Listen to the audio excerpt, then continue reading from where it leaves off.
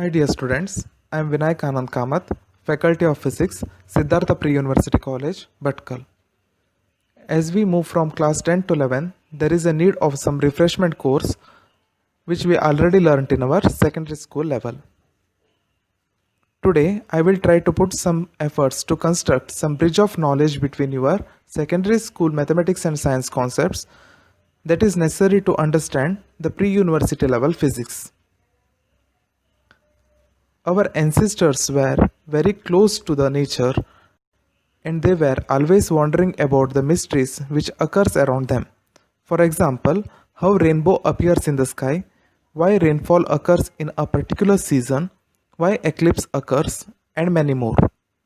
When people are not able to understand this phenomena which occurs in the nature, they started constructing stories which was not scientifically proven. These unproved stories were known as mythology. The word myth in the mythology refers to false. Nowadays also we can see some superstitions exist around us that people still believe in villages. Physics is only the subject which can disclose the truth and give answer for these superstitions. The name physics is derived from the Greek word physis, which means nature, known as Prakriti in Kannada.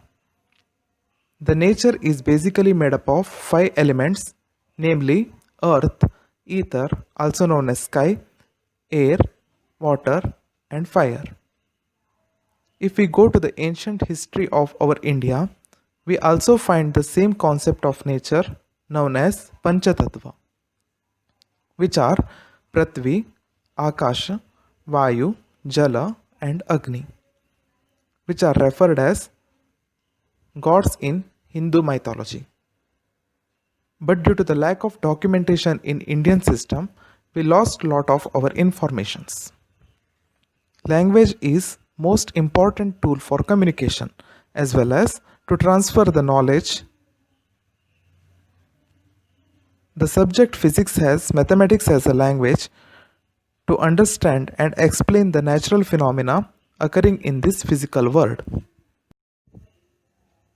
Now let us start with some basic secondary school mathematical concepts which we frequently use to solve physics problems in pre-university level. First one is quadratic equation. Quadratic equation is the equation is of the form ax square plus bx plus c equal to 0. This is the second degree equation in which the highest power of x is equal to 2.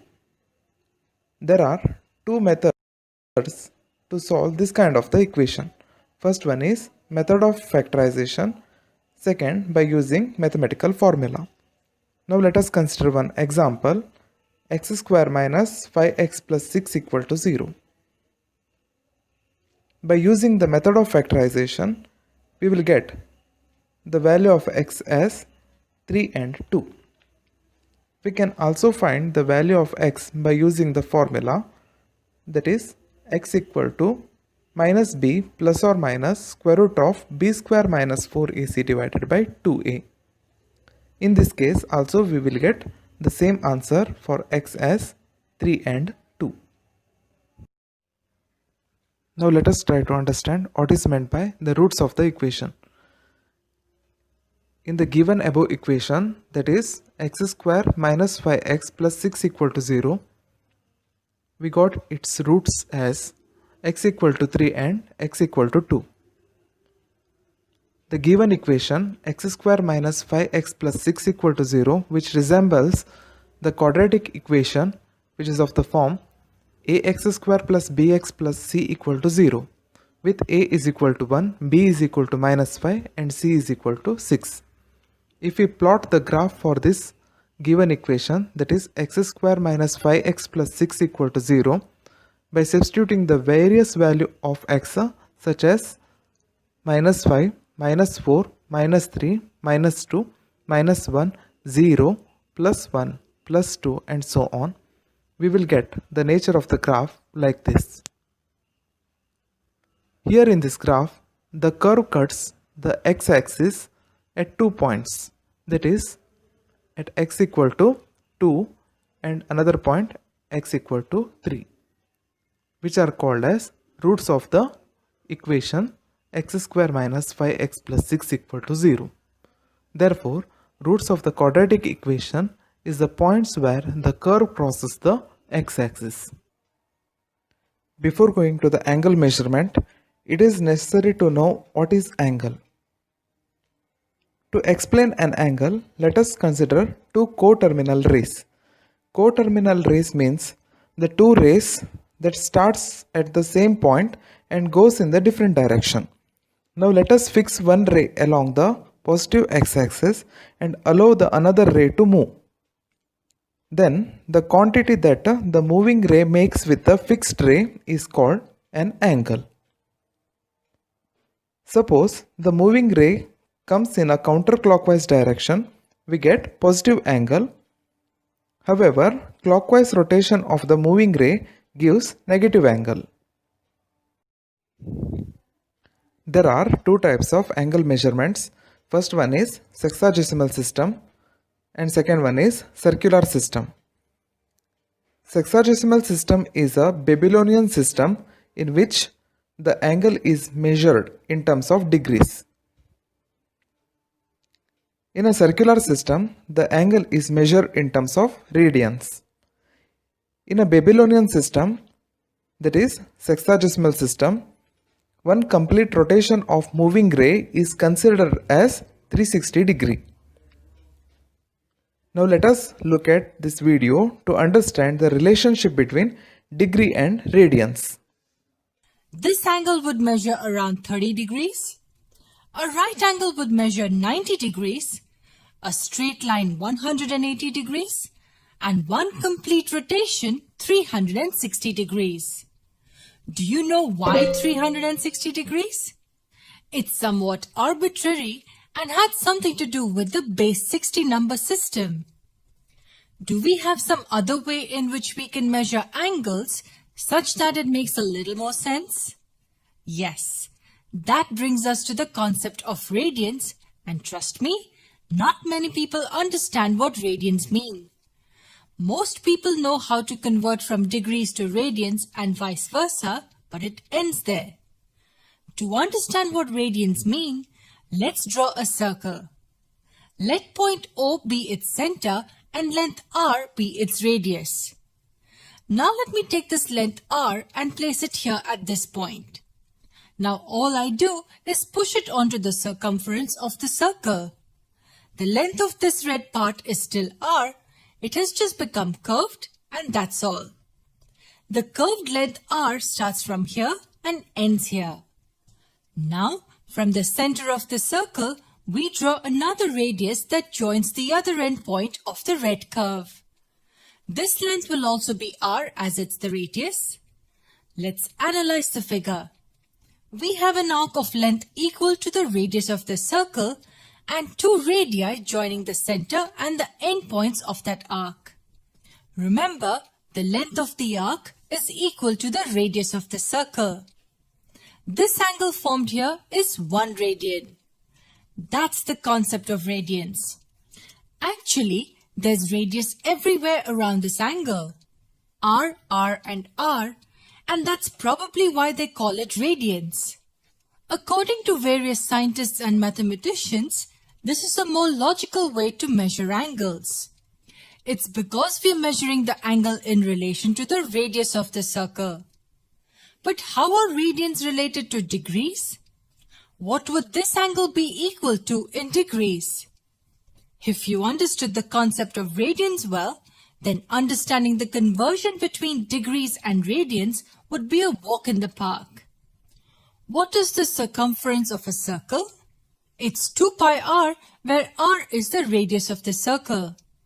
We are talking about the circumference, which is the entire boundary of the circle. Now listen to the next question well. How many such arcs would you need to cover the entire boundary of the circle?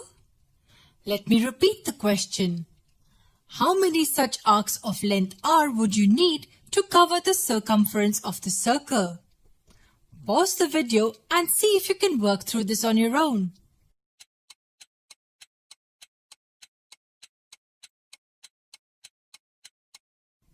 The length of the arc is r and the circumference is 2 pi r. Yes, 2 pi r.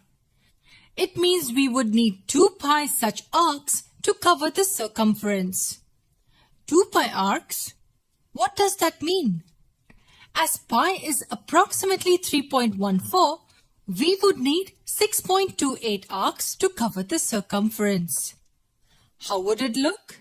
This is 1 arc, 2, 3, 4, 5, 6 and a little part left for 0.28 arc or 28% of an arc. So we need 2 pi arcs to cover the entire circumference. And what does each arc correspond to at the center? We have seen that 1 arc corresponds to 1 radian at the center. It implies that to complete 1 full rotation, we would need 2 pi radians. And it tells us something more too. If we rotate 1 arm completely, then 2 pi radians will be covered at the center. But wait, hold on. We also know that 1 full rotation equals 360 degrees. Yes, 1 full rotation equals 360 degrees. As both equal 1 full rotation, these two will be equal. 2 pi radians will equal 360 degrees. That's the relation between degrees and radians. This is what we have been working towards in this video. If we understand this, we can easily derive the rest. This is 1 full rotation. Then how many radians will 180 degrees be equal to? If we divide this equation by 2, we get pi radians equal to 180 degrees. And 180 degrees is half circle or a straight line. And what about a right angle? If we divide this equation by 2, we get pi over 2 radians equal to 90 degrees. So a right angle is equivalent to pi by 2 radians. These three relations are most important when it comes to conversion between degrees and radians. And we don't really need to remember all three. Knowing just one is enough and we can derive the rest. And now we come to the last and the most important point of this video. What does 1 radian equal to in degrees? If we divide the first equation by 2 pi, we get 1 radian as 360 over 2 pi degrees. Substituting the value of pi as 3.14, we get the approximate value of 1 radian as 57.2958 degrees. That's the degree measure of 1 radian.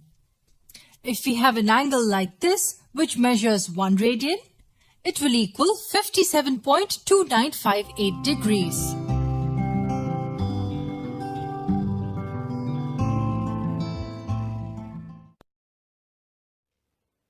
Therefore, we can convert the degree into radians and vice versa by using the following relations.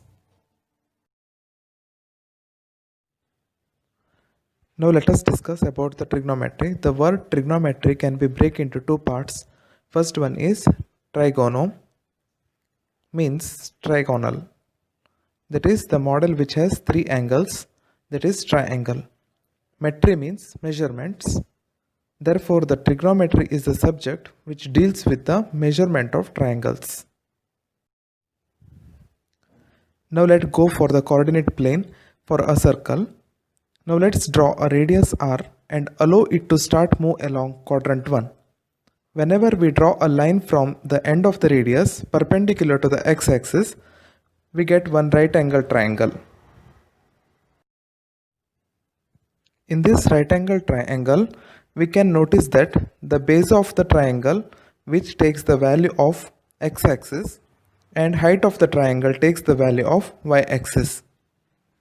It is very important to understand to label 3 sides of a right angle triangle.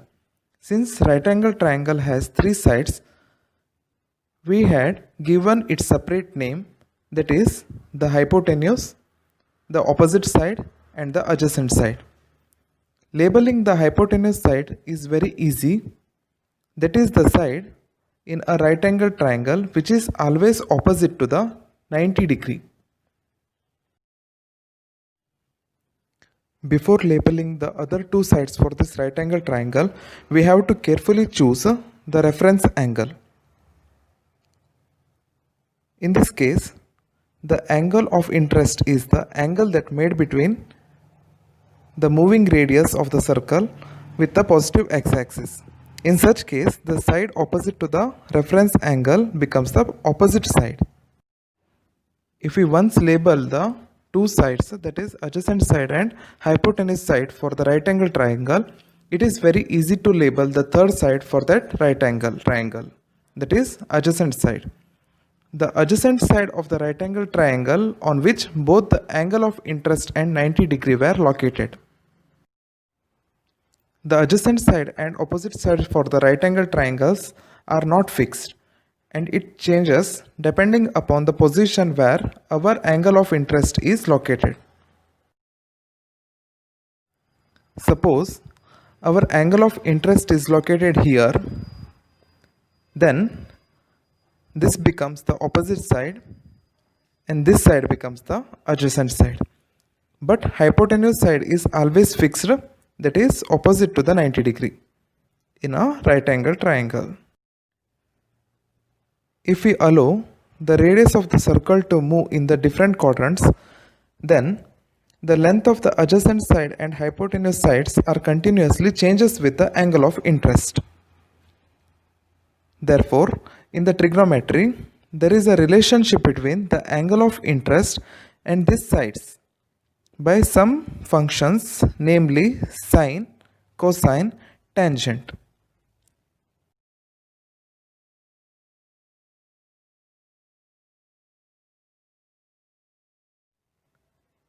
The trigonometric function sine of the angle of interest is equal to opposite side of the right angle triangle divided by its hypotenuse side.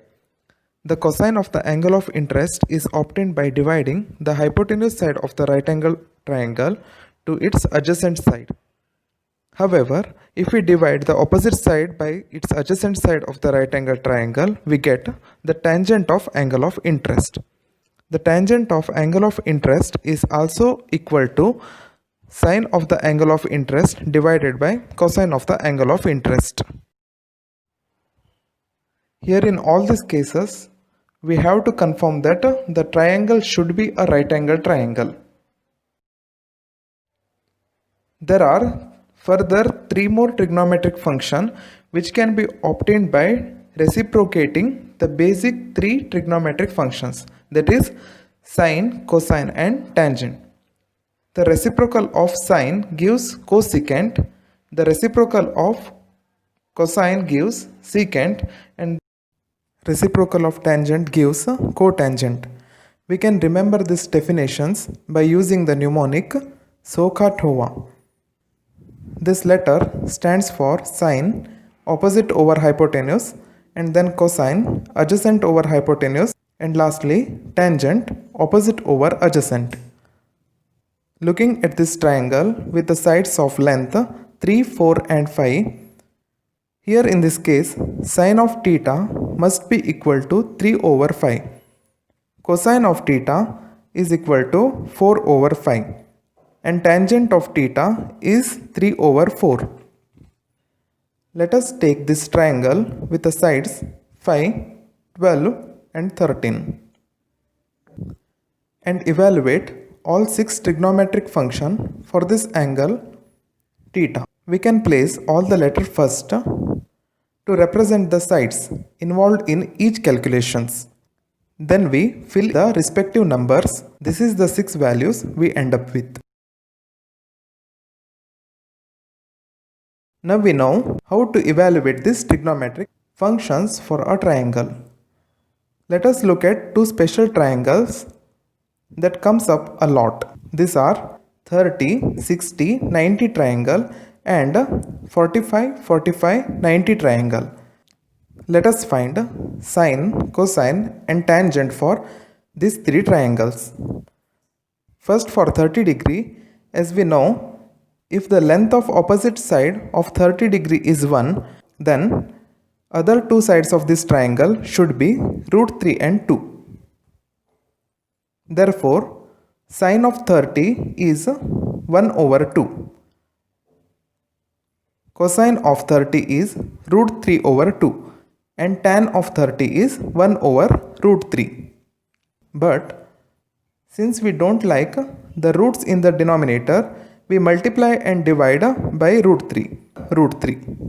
Then we get root 3 over 3. We can use same triangle to evaluate trigonometric functions for 60-degree angle. But in this case, opposite and adjacent sides will changes.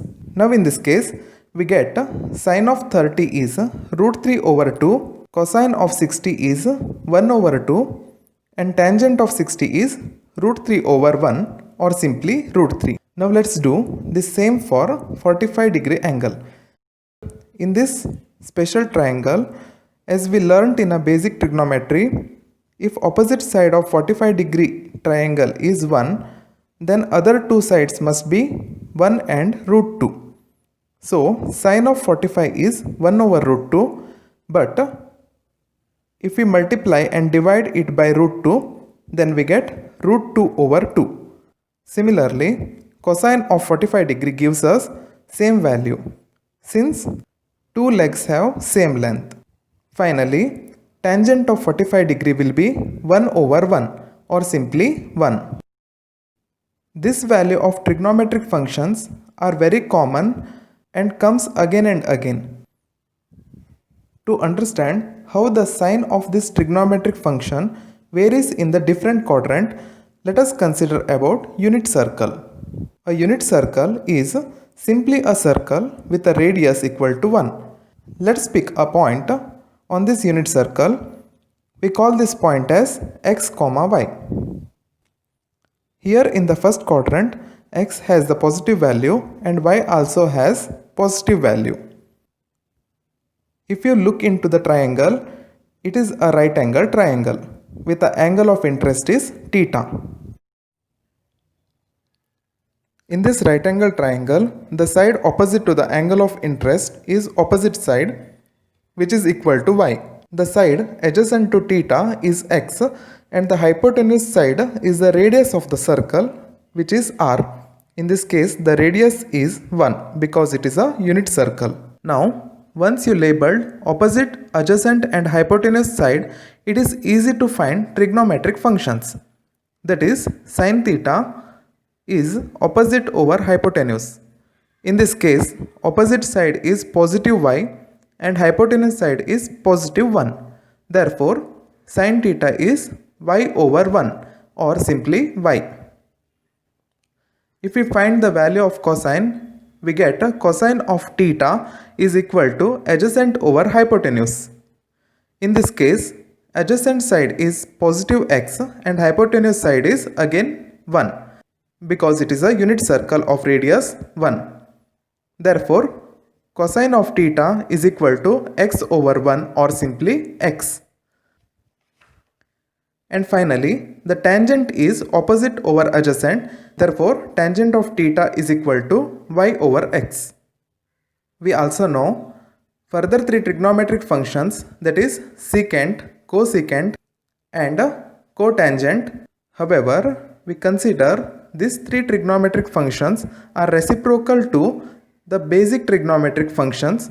So we consider only about the basic trigonometric functions, namely sine, cosine and tangent. Therefore, in this case, by looking, we can make out cosecant of theta will be 1 over y, secant of theta will be 1 over x, and finally, cotangent of theta is x over y. Now let us consider angle larger than 90 degree. Now in this case, if I want to build a right angle triangle, as I did before, I can use either an angle as this phi or I can use the angle theta. But when you are choosing the angles, you should choose the acute angle that made by the terminal side, that is the radius, with the x-axis. In this case, it is made with the negative x-axis. Therefore, theta is the reference angle in this case. Now in quadrant 2, we have coordinates as minus x and y, and the radius is still 1 because it is a unit circle. Now, sine of theta is opposite over hypotenuse, which is y over 1, that is equal to y. But if you look at cosine of theta, that is adjacent side over hypotenuse, in this case adjacent side is negative x. Therefore, cosine of angle theta is equal to negative x over 1, that is equal to negative x. And finally, tangent of theta is equal to opposite over adjacent, which is positive y over negative x or negative y over x. Therefore, in quadrant 2, sine function is positive, whereas cosine and tangents are negative. However, as we discussed in the quadrant 1, sine, cosine and tangent, all these functions are positive. Now let us move into the quadrant 3. In this case, both x and y coordinates are negative. Here we can construct a right angle triangle with a reference angle theta, which is an acute angle formed by the radius with the x-axis. And radius in this case is still equal to plus 1 because it is a unit circle. By substituting the value of the sides in the trigonometric formula, we get sine of theta is equal to negative y over plus 1, which is equal to negative y.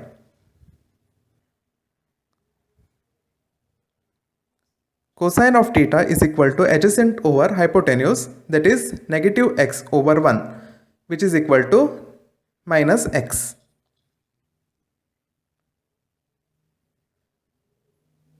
Tangent of theta is equal to opposite over adjacent, that is negative y over negative x, which is equal to y over x. Therefore, in the third quadrant, tangent is positive, but both sine and cosine functions are negative. Now let us move to the quadrant 4. In this case also, we have the reference angle between radius and the positive x-axis. Now in this case, the coordinates x is positive and y is negative, and the radius is still equal to 1.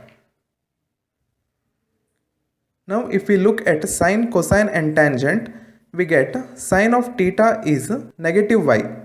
Cosine of theta is adjacent over hypotenuse, that is positive x over 1, which is equal to positive x.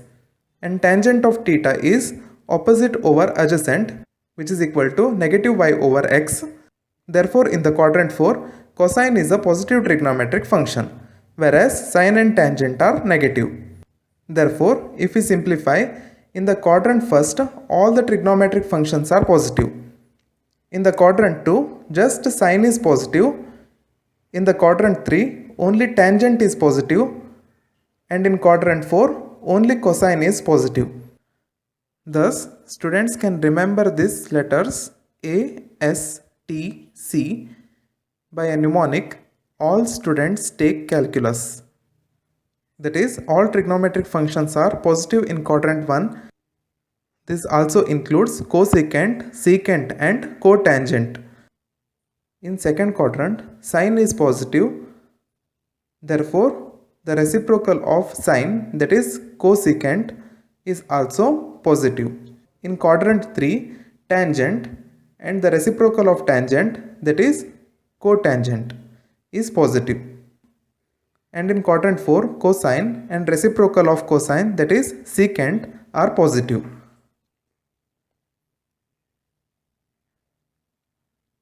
Now once recall what we discussed today. First we discussed about quadratic equation and physical meaning of the roots of the quadratic equation.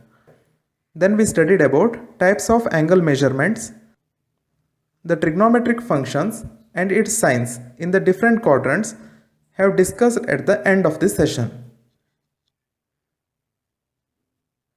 Hope you enjoyed this class. Have a nice day. Thank you.